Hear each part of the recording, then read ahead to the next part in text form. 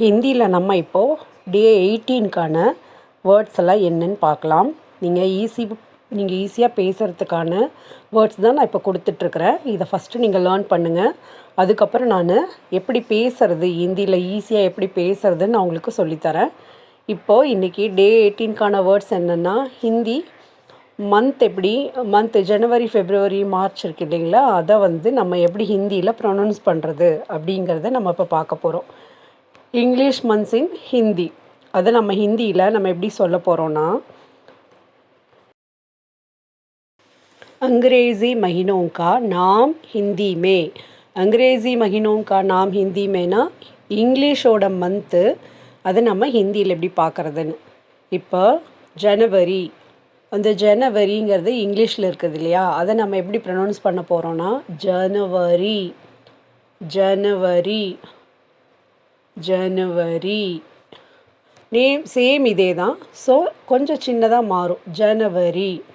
February எப்படி மாறுதுன்னா February, இங்கிலீஷில் இருக்கிறது ஃபரவரி, ஃபரவரி அப்படின்னு நம்ம சொல்லணும்.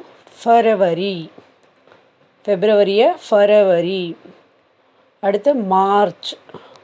மார்ச் நம்ம எப்படி ப்ரொனவுன்ஸ் பண்ணணும்னா இங்கிலீஷில் மார்ச், ஹிந்திலையும் மார்ச், மார்ச், அதே மார்ச் தான் சொல்லணும்.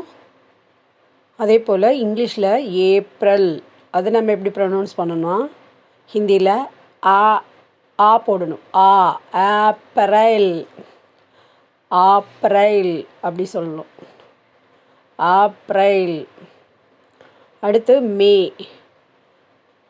இங்கிலீஷில் மே மந்த்தை மேன்னு சொல்கிறோம். அதே போல் ஹிந்தியில் மை, மை, மேவை மைன்னு சொல்லணும்.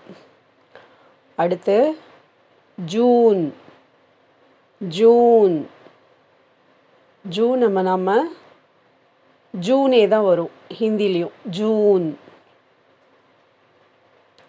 நெக்ஸ்ட்டு ஜூலை. இங்கிலீஷில் ஜூலை நம்ம ஜூலைன்னு சொல்லுவோம். ஸோ நம்ம ஹிந்தியில் ஜூலை, ஜூலை அப்படின்னு சொல்லுவோம். Next August.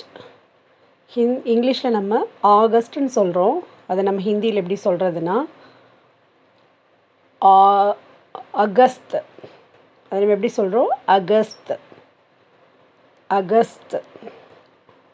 அடுத்தது இங்கிலீஷில் செப்டம்பர், செப்டம்பர். அது எப்படி ஹிந்தியில் சொல்லணுன்னா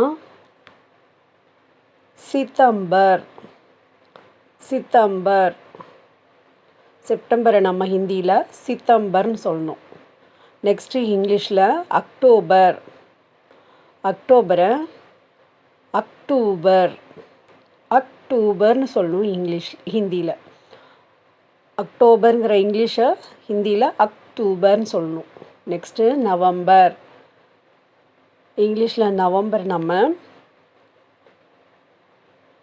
நவம்பர், சேம் அதே தான், நவம்பர் அதே தான் நம்ம சொல்ல போகிறோம். ப்ரொனவுன்ஸ் பண்ணுறது நவம்பர்.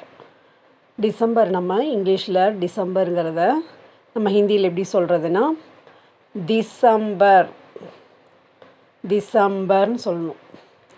ஸோ உங்களுக்கு நான் ரொம்ப ஈஸியாக சொல்லி கொடுக்குறேன். நீங்கள் இதை ஃபாலோ பண்ணுங்கள்.